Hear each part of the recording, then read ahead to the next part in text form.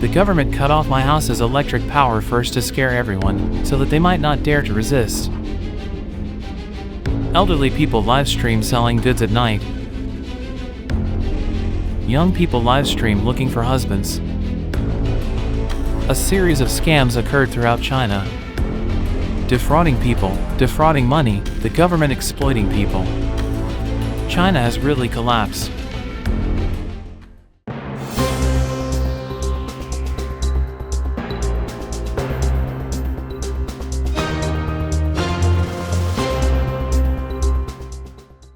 Within the current digital landscape, live streaming and short video platforms are particularly attractive opportunities for rapid financial gain. However, beneath the dazzling surface of this apparently rich land comes a worrying trend, a rise in fake goods and dishonest business methods. Recently, social media has exposed a series of incidents where elderly people host late-night live streams to promote products, sparking public concern about this phenomenon. According to Wuhan Short Videos, these elderly hosts attract a large audience by highlighting their bleak lives. However, behind this facade lies the relentless exploitation by MCN institutions, and the real lives of elderly hosts are far from what viewers see. On social media, many netizens have reported encountering live streams hosted by elderly people late at night. However, once they question the legitimacy of the live stream or why the elderly cannot end the broadcast and rest in the comments section, they are often silenced or kicked out of the live stream. This phenomenon has attracted widespread attention from society, and the media has conducted in-depth investigations into it. Bilibili host Kang Youwei conducted on-site visits to areas where elderly people host live streams last year and found that most of these elderly hosts come from rural backgrounds and have unfortunate life stories. However, what is shocking is that these elderly people are likely actors packaged by MCN institutions. The accounts of elderly hosts almost all carry similar labels: miserable. Behind this label is the exploitation of the elderly by institutions and the harsh reality of their lives. One elderly host visited by the host, Grandpa Nyo, claimed to be a retired soldier facing immense pressure in life and could only make a living through late-night live streams. However, in reality, his daughter-in-law does not exist, his grandson was borrowed, and his son did not have cancer. He only suffered a back injury while working and has since recovered. Are these fabricated stories intended to evoke sympathy from viewers or to meet the marketing needs of MCN institutions? One commercial tool used by certain counterfeit companies to make money is named Lianshan Mingying, once attracted immense attention and popularity on the internet. Hailing from the mountains at a young age, she single-handedly raised several younger siblings, evoking sympathy and heartache from countless people. Her story went viral online, garnering significant popularity and traffic. However, as time passed, people began to uncover some clues, suspecting that her situation was not as dire as she portrayed it to be, but rather flaunting her sympathy for traffic. Her character started to be questioned and criticized. Many believed that she was no longer an inspiring figure, but instead brought negative influence to her hometown. Even in the face of hardships and evidence, Mingying did not wake up and admit her mistakes. Instead, she continued to make money online, becoming the most controversial figure in the internet celebrity circle and suffering from online violence. It wasn't until September 14th that the authorities released concrete information, revealing Mingying from Lianshan to be a fake, completely overturning her character. With the authorities taking action this time, she has completely lost her traffic and popularity. Lianshan Public Security Investigation found that since 2022, a media company has been packaging Lianshan Mingying through various means, creating a false image of her impoverished and tragic background to gain attention and popularity from netizens, thereby profiting. Lianshan Public Security discovered that the companies Lianshan Subu and Lianshan Mingying and other internet celebrity hosts were all packaged by the company. They manipulate comments, hire internet water armies, and manufacture popularity in the comments section and live streams to attract more viewers and increase sales. In addition, the products they sell are also fake specialty agricultural products, just to deceive netizens' sympathy and discredit their hometown. In addition to the numerous hazards that come with using short videos to promote products, lying is also common in dating, job searching, and university training programs. Scams appear to be everywhere. In response to a recent scandal involving celebrity wives, secretive online groups dedicated to finding wealthy husbands have gained widespread attention. These groups, primarily operating on platforms like WeChat and QQ, offer intensive coaching on how to portray oneself as a high society figure, engineer chance encounters with celebrities, and quickly publicize high-profile relationships. Founded by women who have successfully married into wealth, These groups require recruits to pay a fee and demonstrate their financial status to advance through the ranks. One prominent group, known as the Shanghai Beauty Collective, charges a membership fee of $500 and provides guidance on living a luxurious lifestyle and attracting elite partners. Members pool resources to rent luxury accommodations, vehicles, and designer goods to enhance their social status. The ultimate goal is to create a perfect illusion of wealth and sophistication, achieved through cosmetic enhancements and curated presentations of opulent lifestyles. Cross-border matrimony fraud, stemming from the ramifications of China's one-child policy imposed by the Chinese Communist Party, the nation confronts not only a pronounced aging populace but also a profound gender disparity, particularly in its rural regions. As a result, there is a burgeoning cohort of unmarried men, grappling with the challenge of finding suitable partners. This predicament has given rise to a surge in international marriage scams, exploiting the vulnerabilities engendered by this demographic imbalance. This event revolves around a man in China, Lu Chunxing, whose family is concerned about his lack of romantic relationships due to embarrassment and fear of interacting with the opposite sex. The family spent a large sum to invite a woman from Laos to be his wife. However, the marriage did not last long as the Laotian wife disappeared abruptly, prompting the family to question the circumstances. The story continues to unveil the family's efforts to seek the truth and resolve conflicts, reflecting the pain and confusion throughout the process. This is an online romance scam. This company used high-quality female personas to lure victims into contact. They pretend to be sophisticated, attractive women to engage with the victims and persuade them to make deposits on their platform. They claim to be from Shanghai, from Malaysia, but currently, they're in Zhengzhou, Hunan province. They use messaging apps or overseas communication software to impersonate the opposite sex, using well-crafted scripts. During the conversation, they stick to the script, assigning each chat session with a corresponding user, each with a designated identity, like a director, a property manager, specifically targeting gamers. We found evidence on-site, including phones used by suspects and many overseas SIM cards. For instance, we found Hong Kong prepaid cards. These are the SIM cards bought by the suspect, specifically for fraudulent activities. So, you see, some clients are flirtatious, right? Some clients send him photos, while others may not be like that, and then they ask him to buy gifts for them from that platform, right? Exactly. Here are their wages for May and June. We can see that this individual, 99, earned 32,317 yuan in May. From October 1st, 2020, until now, our turnover is $275,000. His wage for this month is over 67,000, so, his basic salary is only 4,000 yuan, so what about his commission? It's over 63,000, over 63,000. Based on a 25% commission rate, the amount this person has defrauded should be over 250,000 yuan. In 2024, there's a growing concern that the surge in unemployment and financial hardship will give rise to more scams, putting more people at risk of becoming victims. There's a collective call for heightened awareness and self-protection. In China, vital utilities like water, electricity, gas, oil, and telecommunications are tightly controlled by state-affiliated enterprises. These corporate entities wield immense power, dominating large sectors of the market and essentially behaving like insatiable beasts devouring public resources. With citizens having little to no alternatives, they're compelled to acquiesce to exorbitant prices and practices dictated by these monopolies. It's not even 400 yet, but when we subtract the pension, there's even less left over. Yeah, they're clearly asking the government to switch back to the old electric meters. Because these new meters aren't just using electricity, they're devouring it.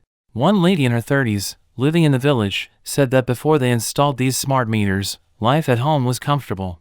She could use electric blankets and heaters without worrying too much about the electricity bill. But now, she has to think twice even before using an electric kettle. There's a growing suspicion among some residents regarding the accuracy of the smart electricity meters, while the power supply department adamantly asserts their proper functioning. Several years back, Chinese power supply departments launched a nationwide initiative to replace traditional electric meters with smart ones. However, since then, people have noticed a sudden and substantial uptick in their electricity bills, sometimes skyrocketing several times over. The big question looms, what's causing this issue? According to data from the National Bureau of Statistics, electricity generation from January to November 2023 amounted to 8,073.2 billion kilowatt-hours. However, data from the National Energy Administration revealed that during the same period, the country's total electricity consumption reached 8,367.8 billion kilowatt-hours. Simply put, the total electricity consumption exceeded electricity generation by 294.6 billion kilowatt-hours. This phenomenon sparked widespread discussion among the public, with many questioning the underlying reasons behind this seemingly contradictory situation. How is it possible for total electricity consumption to surpass electricity generation?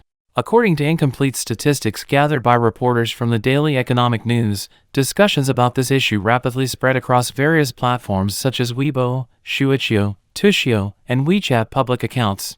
Many netizens pointed fingers at smart meters, suggesting that issues with smart meters might be causing the total electricity consumption to exceed electricity generation. Swiftly, people across different regions began connecting this phenomenon with their own electricity meters, sharing their bills to compare costs pre- and post-installation of smart meters. A while back, a revealing incident unfolded, shaking my confidence to the core. My son, just a youngster, managed to outsmart me in my own domain. It served as a stark reminder of the shortcomings in China's educational system. Even students from prestigious institutions like Tsinghua and Peking University struggled to keep pace with the exceptional caliber of international high school students today. One day, my son conducted a series of experiments at home, scrutinizing our electricity meters readings. Despite my initial skepticism, his findings revealed a discrepancy that couldn't be ignored. His persistence and commitment to facts, rather than blind faith in the system, left a lasting impression on me. It was a wake-up call, highlighting the importance of fostering scientific inquiry and critical thinking skills in our education system. My son's journey toward discovery underscored the need for a paradigm shift in how we approach learning and innovation in China. Despite attempts by authorities to downplay concerns, public skepticism persists, casting doubt on the integrity of smart meters and the transparency of state grids practices. As a result of this pressure, Kang Yi, the director of the National Bureau of Statistics, personally came forth to clarify and restate the claim that smart meters are problem-free. Some voiced their disbelief by questioning, isn't there a reason why someone uses more than 400 kilowatt-hours of electricity in a day? Do they live with mining rigs? An old person just uses lights, but in 40 days, the electricity bill comes to 900 yuan. Regardless of how you frame it, it's not feasible. It looks like your meter is broken. The electricity consumption is significantly higher than electricity generation. Well, do you understand this logic? There's a netizen who found that the electricity consumption, as reported simultaneously by the National Energy Administration and the National Bureau of Statistics for the first 11 months, exceeds electricity generation by a whopping 294.6 billion kilowatt-hours. This netizen did some calculations. For example, if our home's electricity meter reads 135 kilowatt-hours, but we only consumed 100 kilowatt-hours, we still have to pay based on the 135 kilowatt-hour reading. Well, logically, this doesn't make sense. Another point to consider is that this 294.6 billion kilowatt-hours of excess electricity is greater than the annual electricity consumption of many provinces. If we calculate it at 0.5 yuan per kilowatt-hour, that's a staggering 147.2 billion yuan. This figure is too astounding. So how did this situation arise? It's inexplicable.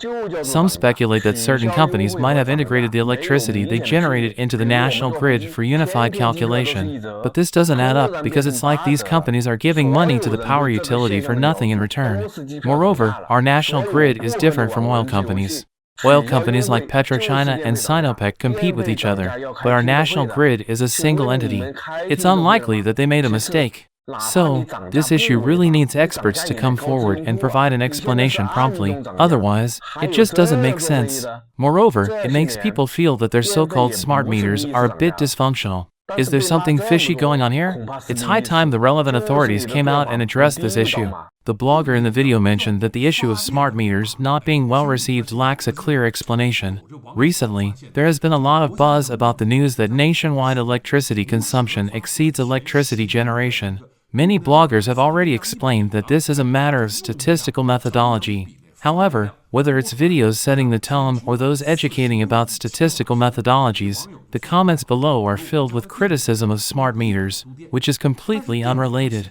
This indirectly shows how unpopular smart meters are, as people seize any opportunity to criticize them. Regarding the phenomenon of increased electricity bills with smart meters, the State Grid Corporation has also provided an explanation. Traditional meters are not accurate and do not charge for stray currents. Smart meters, on the other hand, are more accurate and do charge for stray currents. leading to higher electricity bills. The state grid's stance is, I'm not raising prices, I'm canceling discounts. You've been taking advantage of them for decades, and now that I'm not giving you a discount anymore, how dare you blame me? When long-standing unconditional discounts are suddenly removed, it's called a price hike. There's no clear distinction between canceling discounts and raising prices. For example, if we take a flight and the ticket price is always discounted to 1/10, but suddenly becomes discounted to 8/10, everyone describes this phenomenon as a price hike. So, I won't play word games with you. Canceling discounts is a price hike in electricity fees. If electricity fees are raised, a public hearing should be held. Have you held a public hearing? Even if your price hike is not illegal, you still need to inform users. You're secretly raising prices now. Moreover, this isn't the first time electricity fees have been raised over the years, but it's probably the first time they've been criticized so heavily. It's just that your approach isn't fair. Amidst ongoing deliberations regarding the effectiveness of smart meters, it appears that the general consensus among the public holds little sway. Disheartened individuals online express their disillusionment, painting a picture of authorities assuming multiple roles, acting as both participants and arbiters, with their judgments deemed final. Despite widespread acknowledgement of the tendency for electricity and gas meters to run at an accelerated pace, citizens find themselves powerless to rectify the situation, particularly in light of official assurances regarding meter precision amidst escalating utility costs. Many ponder the necessity of employing numerous electrical devices when faced with exorbitant bills, stressing that their restraint stems from financial limitations rather than a lack of consumption desire. Furthermore, contemporary China carries the dual reputation of being a breeding ground for scams and a hub for counterfeit goods. A recent incident in a commercial enclave within a Huawei district underscores this reality, with establishments swiftly shuttering their doors at the mere mention of counterfeit inspectors.